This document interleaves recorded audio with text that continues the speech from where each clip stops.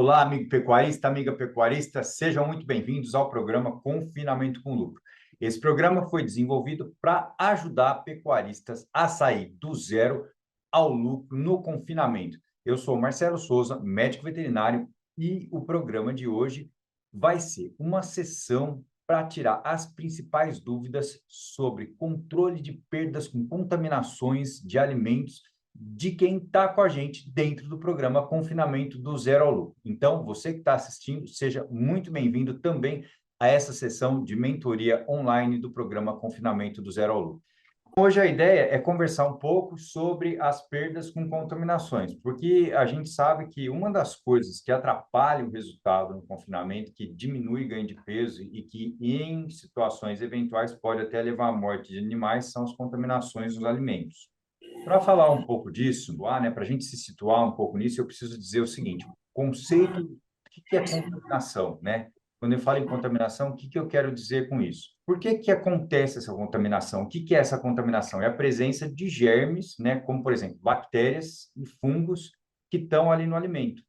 Agora, todo alimento que é manipulado, uma vez que tem a mão do homem, que passa por uma máquina, que muitas vezes vai ficar no chão armazenado ou dentro de um saco, durante o caminho todo que esse alimento faz para sair da roça e ser processado e chegar até no coxo, ele vai tendo contato com germes. Então, é normal ter bactéria, ter fungo, ter até alguns tipos de vírus que estão ali. Isso é uma coisa normal. Desde que o alimento está no campo até no período de armazenagem. Esses germes, eles são microscópicos, então a gente não consegue enxergar eles. O que não significa que eles não estão ali se desenvolvendo. Quando isso passa a ser prejudicial? Quando existem algumas condições ambientais para que eles realmente se desenvolvam. O que eu quero dizer com isso?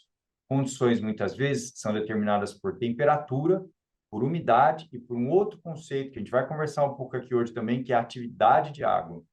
Eu vou entrar bem nesse conceito hoje. O que nós estamos dizendo é que sempre tem bactéria, fungo e vírus esperando uma condição, uma oportunidade para se desenvolver.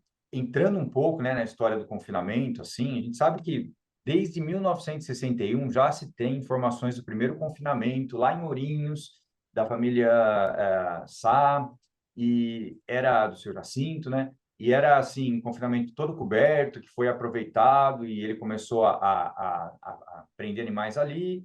Então, foi a primeira notícia que tem. Agora, historicamente, lá atrás, o confinamento era usado até como uma forma de aplicação financeira, na época da inflação alta, um boi... Aliás, na verdade, o confinamento não.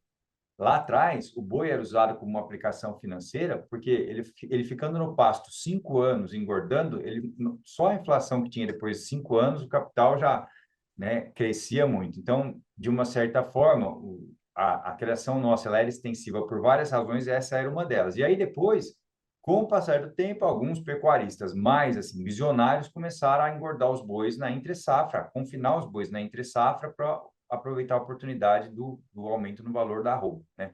Agora, a gente sabe que o boi ele é uma commodity. A commodity ela tende a perder valor com o passar do tempo. Então, isso nos chama a uma parte de profissionalização, de eficiência para conseguir continuar viável. E hoje a gente tem um cenário de valorização de alimentos, de busca por um custo-benefício do alimento, né? E muitas vezes, quando a gente olha só o custo do alimento, o custo da tonelada da matéria seca, sem olhar o nível nutricional, sem olhar o potencial de contaminação desse alimento, isso pode impedir o lucro no confinamento. Então, dentro da relação custo-benefício, onde vocês vão ter contato com alguns conceitos, como, por exemplo, o valor da arroba engordada que a gente tem, isso é possível buscar ganho em cima de valor de arroba engordada, não em cima só do valor do custo do alimento, né? Quanto aquele investimento vai retornar lá na frente. E isso é muito comum, porque às vezes eu vejo situações assim, por exemplo, de resíduos muito baratos, e talvez vocês tenham acompanhado isso na semana Confinamento com Lucro ou em algum conteúdo nosso na internet, mas não custa reforçar, né? Porque às vezes eu tenho um milho que custa lá 1,350, 1,400, 1,500 e tem um resíduo de milho que custa 1.000. A hora que eu vou fazer a conta de quanto custa uma tonelada de NDT do milho comparado com esse resíduo, a tonelada de energia do milho é mais barata do que a tonelada de energia do resíduo. E se a gente olhar só o valor nominal, então dá um engano, dá uma ilusão que está fazendo um bom negócio, mas na verdade não está. Isso aconteceu muito, vem acontecendo, né, desde a valorização dos alimentos. A maior parte das pessoas que a gente conhece, elas vão olhar o custo, e nós mesmos, se a gente não parar para não deixar o nosso cérebro racional fazer a conta, o nosso pensamento rápido vai olhar o custo, 100% das vezes, de qualquer coisa. Então, a gente precisa educar, né, o nosso cérebro a pensar de uma forma devagar, a pensar de uma forma fazendo conta, sem emoção, fazendo conta. Bom, e quando a gente fala em eficiência, não tem como não trabalhar com meta, né? Com meta de ganho de peso, com meta de produtividade. E quando a gente vai buscar maior produtividade, quando a gente vai buscar atingir uma meta, a gente vai olhar com certeza na parte de conservação dos alimentos. Por quê? Se eu paguei caro naquele alimento e ele tem uma contaminação discreta, que eu não sei, e durante a armazenagem a contaminação aumenta, esse alimento, esse animal que está ali vai perder desempenho. Então, é muito importante que a gente entenda que dentro de todo alimento que chega no confinamento, tem um pouco de bactéria, tem um pouco de fungo, e eles podem aumentar, eles podem crescer durante o período de armazenagem ali no confinamento. Bom, agora, dentro do que a gente vive, né, o cenário atual hoje, né, faz tempo já, né, não é de hoje, né, que a gente vem documentando aí um aumento da demanda mundial de carne, isso é fato, e vai aumentar mais ainda. Então, por outro lado, existem algumas correntes aí, olhando muito para o agronegócio, falando em sustentabilidade. E a gente que estuda isso, a gente já sabe que produtividade e sustentabilidade são coisas que andam muito juntas. Porque sustentabilidade também quer dizer usar melhor os recursos, por exemplo, do pasto, em algumas fases da pecuária que são que ele é imprescindível, como, por exemplo, na cria, na recria, muitas vezes na cria principalmente, né? E trabalhar no confinamento com um uso limitado de volumoso. Hoje a gente já sabe fazer isso, aliás, desde 2005 a gente já sabe fazer isso, e hoje a gente já evoluiu muito nesses sistemas de confinamento, onde a gente usa o volumoso somente no período de adaptação.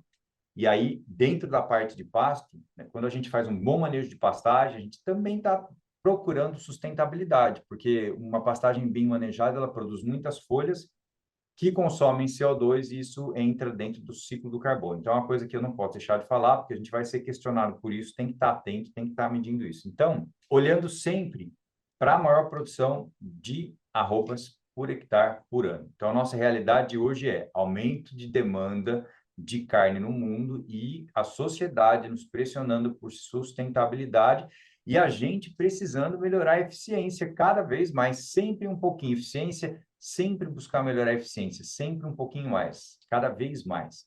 E as tecnologias que vão sendo estudadas aí nos ajudam a chegar nesse ponto. Então, agora nós vamos falar um pouco de qualidade dos alimentos, pensando exatamente nisso. Quando a gente fala em qualidade, e dentro do sistema que a gente usa, que a gente trabalha dentro do programa Confinamento do Zero ao Lucro, realmente a gente deixou a silagem para o período de adaptação dos animais, ou um capim picado, ou uma cana picada, um volumoso. Por quê? Porque o principal ponto de desvio, seja de fornecimento de nutrientes por dia, seja de fornecimento de matéria seca, seja de erros de quantidade de matéria seca oferecidas diariamente, ele vem de algumas diferenças que o volumoso apresenta. Então, existe um grande desafio em se fazer silagem. Não só o ponto certo do milho para cortar, mas também todo o processo que é feito. Mesmo quando tudo é muito bem feito, ainda o clima tem que ajudar, porque o milho tem que ser cortado num ponto ótimo. O processo tem que ser feito para que o pH do silo abaixe muito rapidamente. E depois que essa silagem ela é muito bem compactada, ela está sem oxigênio, ela começa realmente a acontecer os processos fermentativos que são desejáveis para abaixar o pH rápido. E esse pH baixo é o que impede a silagem de estragar.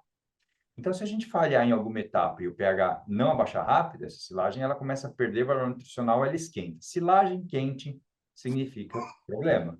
Se a silagem está quente, a gente tem problema. Então, dentro do nosso programa, a gente tem que usar um volumoso, seja capim picado, seja silagem, ou seja um pasto para fazer a adaptação desses animais no sistema de confinamento. Mas depois que eles estão no coxo, aí é hora de performance máxima, né? É hora de tirar tudo que pode variar. E quem usa o sistema tradicional, por exemplo, começa a buscar oportunidades aí no uso de resíduos, de coprodutos, que muitas vezes têm valor baixo, mas também tem valor nutricional muito baixo, que muitas vezes tem muita umidade, são resíduos muito úmidos, como, por exemplo, o resíduo úmido de cervejaria, que poderia ser um alimento sensacional se ele fosse seco, né? Uma vez que ele é úmido, ele ainda é rico em nutrientes, mas ele também é uma fonte de contaminação constante. E eu trabalho em alguns confinamentos com método convencional que usam resíduo úmido de cervejaria, mas a gente tem que ter algumas precauções importantes nesse sentido. E o controle do fornecimento diário de matéria seca é muito difícil, porque cada dia esse resíduo está com uma quantidade de água diferente. Cada leva que chega na fazenda da cervejaria vem com uma matéria seca diferente. Na verdade, isso é um resíduo. Para eles, né, não vai ter muito padrão mesmo, e eles estão vendendo isso, né? Alguém está intermediando e eles vendem isso. Tem muita gente que faz isso. E, então, além de ser muito úmido, um outro ponto que é muito importante também é a atividade de água. E esse conceito eu vou explicar aqui para vocês hoje de uma forma bem tranquila, porque se a atividade de água for alta, a contaminação do alimento necessariamente vai ser alta. Essa é a condição principal, condição ambiental principal para que os fungos, as bactérias que estão ali no ambiente, elas se desenvolvam e cresçam. E uma delas são os clostrídios. E um desses clostrídios é o Clostridium botulino, e o Clostridium botulino é o que leva ao botulismo. Muito bem. Então, se tem muita... Aqui é uma imagem de uma silagem, né? Com um painel do silo com um mofo, né?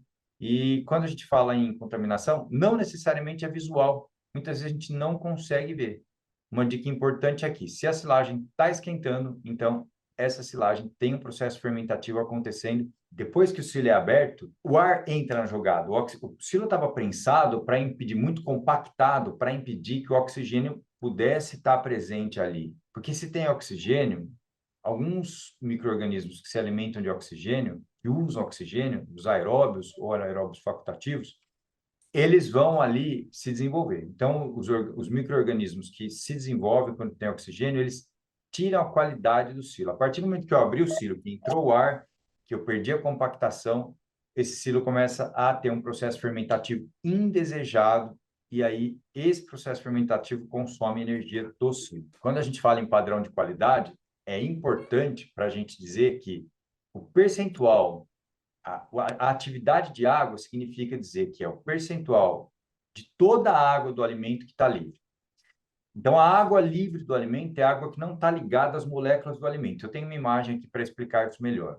Significa dizer que um alimento que tem muita água livre, ele está propenso ao desenvolvimento das bactérias e dos fungos. E essas bactérias e esses fungos produzem toxinas que, das duas, uma, ou diminui a performance ou causa surto de morte, realmente. Então, quando eu armazeno esse alimento com atividade de água livre, então, por exemplo, aqui, ó, nessa imagem, isso aqui é uma polpa de laranja úmida, não é a peletizada, é a úmida. Se vocês olharem bem, cada parte do silo, ó, aqui na frente é de uma cor, aqui no meio é de uma cor, aqui atrás é de outra cor. Ou seja, esse alimento ele tem uma composição nutricional completamente diferente. E o resultado desse confinamento da foto aí, quando eu fui chamado, ele não estava bom, justamente porque tinha algumas fontes importantes de variação de fornecimento de nutriente todos os dias. Quando a gente fala em confinamento, é Fórmula 1, uma gasolina boa, e essa gasolina tem que ser fornecida igual todos os dias. Os alimentos que são muito úmidos, os volumosos, alguns volumosos e alguns alimentos como esse, por exemplo, o resíduo úmido de laranja, né, a casca de laranja úmida, a polpa úmida, ela tem alta atividade de água e alta umidade. Então, aqui a gente tem uma imagem para eu explicar para vocês o que é água livre. Então, imagina que tudo isso aqui no alimento é a água do alimento. Então, se eu tenho lá, vamos pegar a polpa cítrica, que é um alimento seco.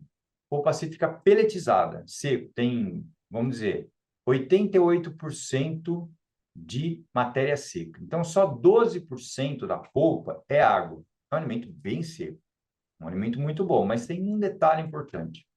A polpa, ela tem uma capacidade higroscópica alta, então ela chupa a água do ar, a água que está na umidade do ar. Quando a gente tem regiões com umidade relativa do ar alta ou regiões que chovem demais, ou então na sua região, em um momento que está chovendo demais, a umidade do ar aumenta. E a polpa ela é como se fosse uma esponja, assim, ela puxa a umidade do ar, e aí a atividade de água dela, a água livre dela aumenta muito. Então, mesmo tendo baixa matéria seca, ela pode ter alta atividade de água. E aí ela vai estragar do mesmo jeito. Por isso que muitas vezes a polpa estraga, esquenta e às vezes até pega fogo. Polpa cítrica, casca de soja, torta de algodão. Talvez algum de vocês já tenha ouvido falar, por exemplo, uma armazenagem de casca de soja que queimou inteira, pegou fogo. Ou uma torta de algodão.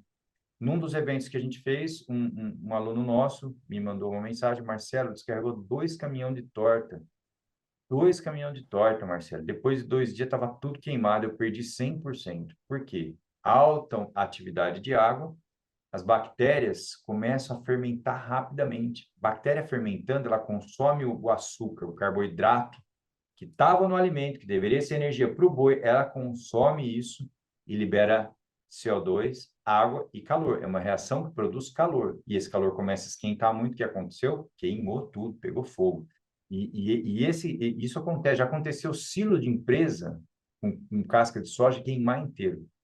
Então, tudo isso acontece porque essas moléculas de água aqui, ó, que a gente está vendo aqui, ó, são moléculas de água livre. Então, elas estão representadas soltas dentro do alimento. Essas outras moléculas de água aqui, elas estão ligadas ao alimento. Então, elas estão dentro do alimento também, mas elas estão ligadas ao alimento. Então, imagina que uma maneira de falar isso metaforicamente, assim, de uma forma ilustrativa, para melhorar a compreensão, é o seguinte: imagina que a bactéria e o fungo que está ali são os bandidos. Só que a hora que a bactéria vai tentar usar essa água que está ligada ao alimento, ela está protegida, ela não consegue. Então, quem que ela pega? Ela pega alguém que está de bobeira ali, ó.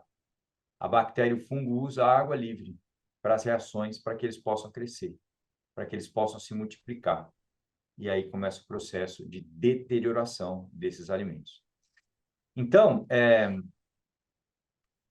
quando eu tenho esses germes se desenvolvendo no alimento, que fermentam esses carboidratos, que produzem calor, como eu disse anteriormente, a matéria seca do alimento diminui. Por quê? Porque o carboidrato é uma fonte de energia, é uma parte que é seca. E a bactéria está consumindo isso, produzindo CO2 e água. Então, ela consome o que é seco e coloca mais água. Isso só piora toda a nossa situação. Mas o que tem que ficar bem claro, que vocês têm que entender, é que toda vez que tem uma fermentação indesejada, e você pode sentir isso colocando a mão ali, sentindo calor, significa que o alimento está perdendo qualidade a cada dia ali. Por isso, uma das formas uma das maneiras que a gente tem, talvez a principal para evitar isso, é usar alimentos com baixa umidade, como, por exemplo, o milho, o núcleo das nossas dietas dentro do método, e também cuidar da conservação desses alimentos, e porque mesmo sendo alimentos secos, se a gente tiver problema de armazenagem ou se esse alimento veio com problema antes de chegar na sua propriedade, então isso pode ser um risco. E aí a gente tem que se defender um pouco contra isso. Bom, se a gente não tomar conta e deixar o alimento perder matéria seca e NDT, que é energia, então é prejuízo na certa. Eu trouxe aqui os exemplos de confinamentos convencionais também, como esse que vocês estão vendo aqui, com inclusão de volumoso, onde o volumoso nessa fazenda era silagem de cana. Eu fui chamado lá para fazer o balanceamento da dieta. Quando eu fui ver o silo de cana, o silo não tinha compactação nenhuma. Era cana picada amontoada com inoculante. Silo aéreo feito num sentido errado, sem compactação. Era quente, mas era quente. E o que aconteceu no final? O ganho de peso foi 200 gramas a menos. Não conseguiu segurar. Porque, assim, não tinha o que fazer. O silo já estava ruim. E não tinha como tirar o silo. Muito bem.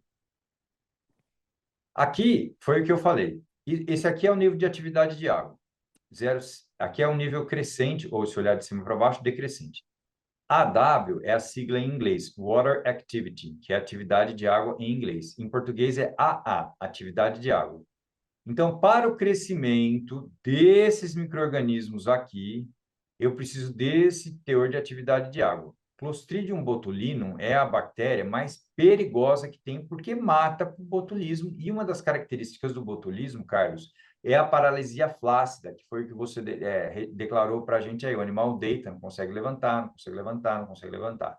E no final, se não sacrificasse, ele morreria por asfixia, porque uma hora paralisa o diafragma, que para de funcionar também, o animal para de respirar. E se a bexiga já estava repleta, alguma coisa já deveria estar acontecendo. Mas, enfim. Então, aqui, olha, para ter crescimento de Clostridium botulinum, eu preciso ter de 93% a 97% de água livre, ou seja, toda a água do alimento tem que estar livre.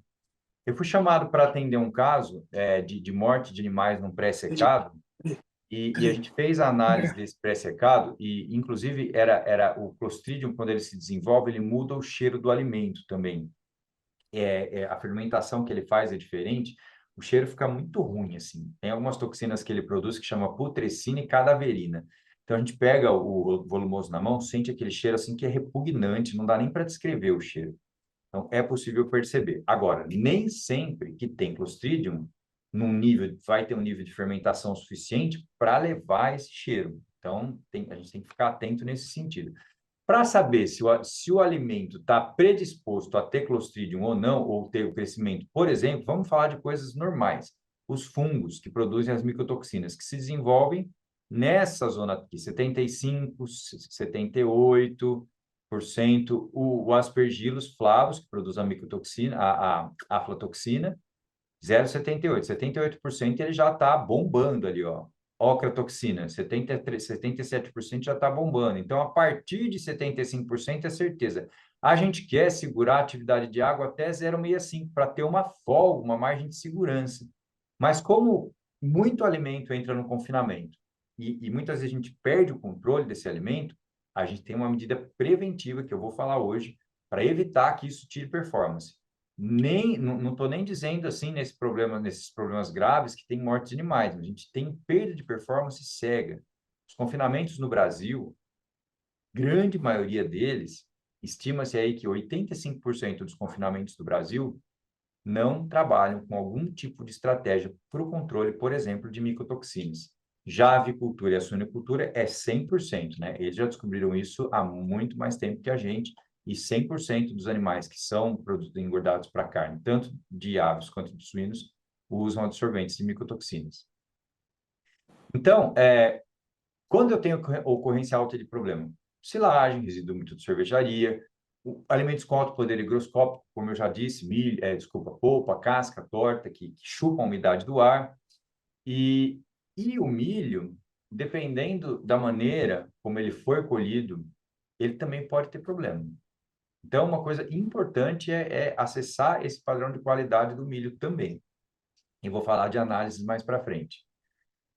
Quando a gente tem micotoxina, a gente tem problema, ou melhor, redução de desempenho. E é óbvio, né, que ela vai estar ali porque o alimento tinha alta atividade de água e os fungos se desenvolveram e produziram as micotoxinas. E esses fungos, eles podem se desenvolver desde o alimento, quando ele está no campo, até depois quando está na armazenagem. Quando o milho está no campo, por exemplo, se a região que eu estou sofreu um veranico, se esse milho ficou, vamos dizer assim, sofreu condições de estresse quando ele estava lá no campo, então, em um determinado momento, esse milho, ele passou sede, vamos dizer assim, faltou água ali, né? Esse alimento, ele passou por um estresse hídrico, por exemplo. Ou então, se na hora de colher, estava muito chuvoso e eu precisei retardar a colheita desse milho. Conforme a planta vai ficando mais senil, ela perde a capacidade da planta de se desenvolver, se defender contra os fungos. Então, isso também acontece, né? E esses fungos de campo, eles vêm junto com a armazenagem. Se esse milho é colhido com uma umidade, por exemplo, maior que 14%, um milho mais úmido, né? Aliás, nosso ideal, assim, é sempre buscar teor de umidade abaixo de 13, né? 12,5% do milho. Mas se esse milho está com mais que 14%, tem gente que fala mais que 15%, eu preciso passar por um processo de secagem bem feito para que ele realmente não vá para a armazenagem com uma umidade mais alta do que ele deveria. Depois que já produziu a micotoxina, ela não pode ser eliminada. Ela é uma molécula química, um corpo estranho que entra no organismo do animal e ela não pode ser eliminada nem com calor, nem com fervura e nem com congelamento. E várias micotoxinas, elas também são ingeridas por nós. Então, por exemplo, o amendoim é comum ter aflatoxina. E por isso que, assim, quem come muito amendoim sempre, todo dia, né, e aí vira uma quantidade muito grande, pode ter problema em relação a isso. A aflatoxina é relacionada a câncer de fígado, né? Mas, diferente dos animais, a gente tem uma alimentação balanceada, ou melhor, variada, nem sempre balanceada, né? E ninguém se alimenta, por exemplo, de 10% de farelo de amendoim todos os dias, como poderia um animal em confinamento. E não só amendoim, mas outros grãos também. Então, lá a gente tem absorventes que fazem esse papel. Porque se a gente não consegue destruir a micotoxina, né, com calor nem com congelamento, imagina quando tem micotoxina no leite, que é comum, passa para o leite, passa forte. A gente não está falando de leite aqui hoje, mas ela passa para o leite. E quem bebe o leite também está ingerindo ela, também está ingerindo. E não é só um tipo, tem vários tipos. Então, tem uma que dá no fígado, tem uma que dá problema reprodutivo, que é um pseudoestrógeno, que altera o ciclo menstrual das mulheres, que altera a fertilidade dos homens, que é a zearalenona. Então, tem alguns tipos de micotoxina que têm impacto, importância para a saúde humana também. Agora, o que nós vamos falar aqui hoje é o seguinte, é que quando eu tenho esses metabólitos fúngicos, que são corpos estranhos, que entram no organismo do animal, o animal percebe, é como se estivesse entrando um bandidinho ali. Opa, está entrando alguma coisa ali. Aí, o que que acontece? Ele entrou junto com o alimento, o animal comeu no alimento. Aí, essa micotoxina, ela é absorvida e vai para o fígado. Aí, o fígado tem que fazer o quê? Tem que detoxicar, tem que quebrar ela para conseguir eliminar no rim. Então, o fígado é um órgão que é muito importante para o animal que está em confinamento para o ganho de peso, para o metabolismo da produção de energia para várias coisas, né? Produção de algumas proteínas. E também ele detoxica. Uma parte da energia que ele usaria, por exemplo, que seria direcionada para a imunidade, para a defesa do animal e para o ganho de peso, é direcionado para eliminar essas micotoxinas. Por isso que quando o animal ingere todo dia um pouco de micotoxina, ele vai ter um ganho de peso menor lá no final. A gente já sabe disso. Lá na Inglaterra, no ano de 1960, a gente teve um surto de aflatoxina e foi a primeira vez que se estudou isso, se descobriu de fato que isso era um problema e morreu mais de 100 mil perus comendo um farelo de amendoim contaminado. É claro que hoje em dia, na agricultura, isso não acontece mais e na suinocultura também não, e nos confinamentos que já estão usando esse tipo de aditivo também não. Mas nós estamos falando em três coisas importantes. Primeiro, redução da imunidade. Eles são imunossupressores. As micotoxinas têm um papel de dificultar a resistência orgânica do animal. Então, incidência de corrimento nasal, incidência de diarreia, algumas coisas que podem estar presentes dependendo do nível de infestação. E quando elas estão presentes em quantidades muito leves, aí elas vão para o fígado e para o rim e tiram um pouquinho de energia do sistema. Então, percebe que eu estou falando aqui desde o começo, do jeito que a gente trabalha, das dietas e tudo mais, para que o animal receba uma quantidade mais constante possível de nutriente, de energia todos os dias, que isso seja simples o suficiente para você conseguir entregar a mesma quantidade todos os dias de matéria seca, de energia, de nutrientes, que eu tenha uma boa adaptação, que também é importante, e que eu não vou perder energia agora com micotoxina. Porque seria como se eu deixasse uma torneirinha aberta pingando um pouco. Ah, Marcelo, mas eu tenho uma represa gigante, um reservatório enorme. Olha, o reservatório grande é bom. Ou seja, estou trabalhando certo em todas as áreas, eu tenho uma folga importante. Mas, e essa área, que é uma área de perda? E se num determinado momento eu pego um nível um pouco mais alto e tenho morte de animais? Porque de vez em quando acontece. De vez em quando acontece morte de muitos animais. O mais comum é a redução do ganho de peso. Mas as consequências, tanto leves, quanto moderadas, quanto graves, todas elas tiram um pouco de dinheiro do bolso, um pouco do lucro nosso. E quando a gente vê, por exemplo, começa a ver diarreia em confinamento, né? A gente tem que ficar atento, porque se foi tudo feito da forma correta e começa a ter surto de diarreia, então a gente tem alguma coisa bacteriana acontecendo ali. Essa diarreia pode ser consequência de micotoxina, sim, né? Quando a gente começa a ver muitos animais com sintoma respiratório, ou seja, alguma coisa está prejudicando a defesa desses animais. Então, eu estou tendo mais pneumonia do que eu deveria. Ou eu nunca tive pneumonia, comecei a ter pneumonia agora. Estou começando a ter que gastar com antibiótico porque eu estou tendo sintoma respiratório nesses animais.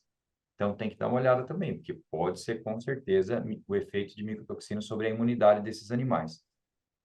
Então, pensando em imunidade, conversão alimentar, ganho de peso e conversão alimentar, né? Ganho de peso, lógico, e conversão alimentar lá na frente, eu tenho que ter uma estratégia para impedir que essas micotoxinas que estão presentes ali vão levar à queda de desempenho do confinamento.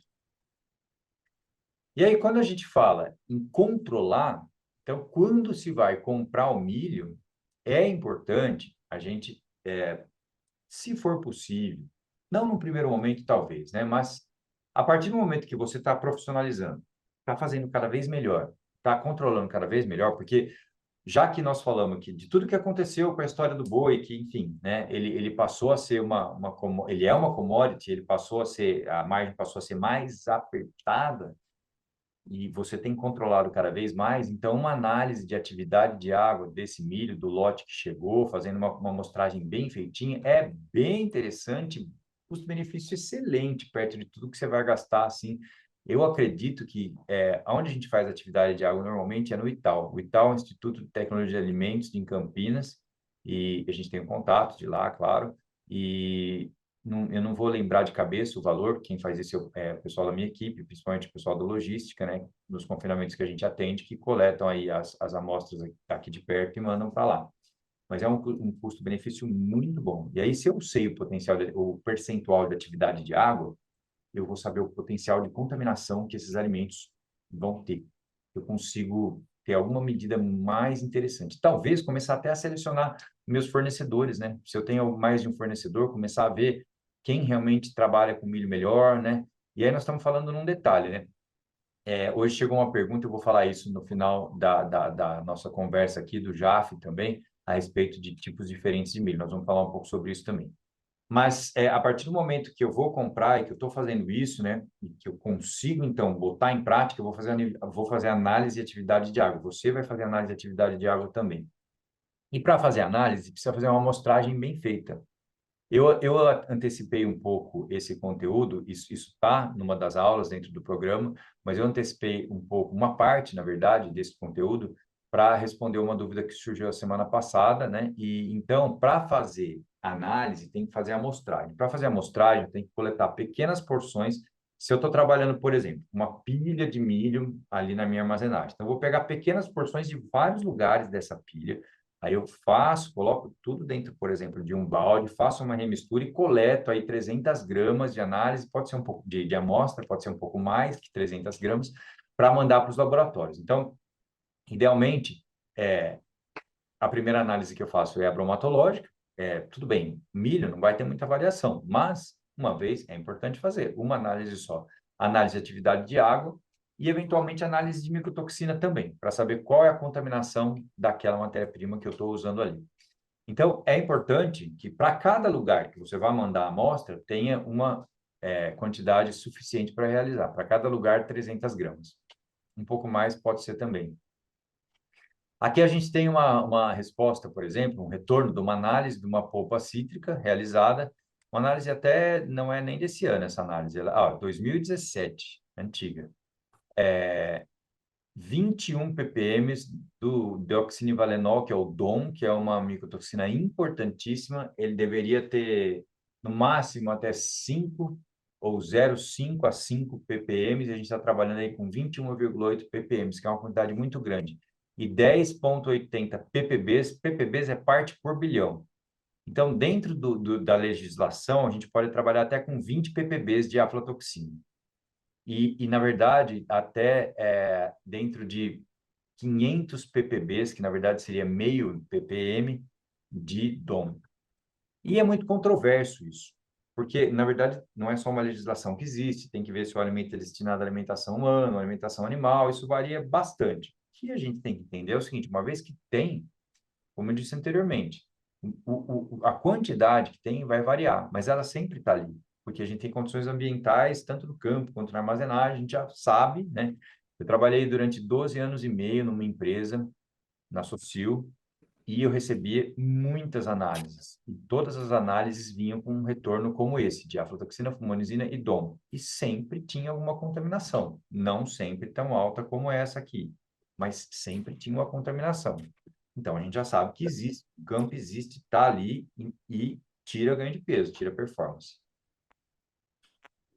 Agora, quando a gente fala em tratamento, o que a gente quer fazer? A gente não consegue destruir a micotoxina, porque ela é muito estável, ela é quimicamente muito estável, mas a gente consegue usar alguns tipos de substâncias que se ligam a ela, adsorvendo ela e eliminando nas fezes, impedindo que ela entre no animal para ir para o fígado, para ir para o rim, enfim, para causar os problemas. Então, a gente já sabe que alguns tipos de substâncias vão levar a vão absorver, na verdade, essas micotoxinas e vão impedir que elas entrem para dentro do organismo do animal. Então, quando a gente fala em substâncias adsorventes, existe as argilas vulcânicas, como por exemplo a bentonita, que se liga às micotoxinas que têm carga polar forte e também às endotoxinas, que são toxinas produzidas pelo próprio animal.